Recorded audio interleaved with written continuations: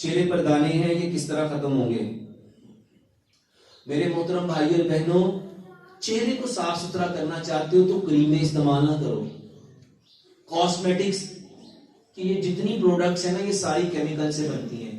بہترین علاج بتاتا ہوں، لمبا سجدہ کرو، لمبا سجدہ کرو، اور ایک بار کم از کم 15 سے 20 دن لمبے سجدے کر کے دیکھو. 5 سے 7 منٹ کا لمبا سجدہ کرو. دوسرے میرے محترم بھائیوں، ہم آج سے 50 سال پیچھے جائیں تو ہمیں کیا سننے کو ملتا تھا؟ جس کا خون گندا ہوتا ہے اس کے دانے نکلتے ہیں.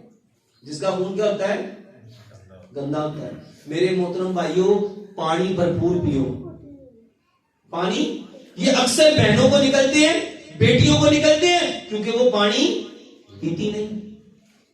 جب پانی پیو گے تو خون آٹومیٹکلی پتلا ہو جائے گا. اس کے ساتھ سلاد کھاؤ، سلاد کھاؤ، پھلوں کو بھی، سبزیوں کو بھی، اور اس کے ساتھ اجناس تینوں کو مکس کر کے اس کا سیلڈ بنا کے کھاؤ. اس کے ساتھ ادرک، لہسن، پودینہ، ناردانہ، سبز دھنیا، یہ خون کو صاف کرنے کی بہترین دوائی ہے.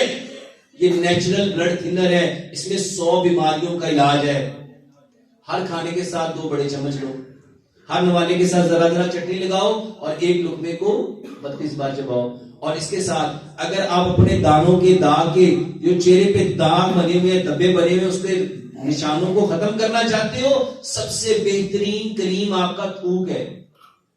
بسم اللہ پڑھو، سورۃ فاتحہ پڑھو، اپنا تھوک لو، اس کو دانے کے اوپر لگاؤ. یقین مانو یہ چھری کا کٹ، یہ جلا ہوا کٹ، اس کے نشان بھی تھوک سے ختم ہو جاتے ہیں. بسم اللہ پڑھ کے، سورۃ فاتحہ پڑھ کے اپنا تھوک لو، اپنے دانوں کے اوپر لگاؤ. اور نبی صلی اللہ علیہ وآلہ وسلم رات کو سونے سے پہلے یہ ساری دعائیں پڑھ کے اپنے ہاتھوں پہ تھوکا کرتے تھے، تھتکارتے تھے، تھو تھو کرتے تھے، اور اس کو اپنے چہرے پہ ملا کرتے تھے.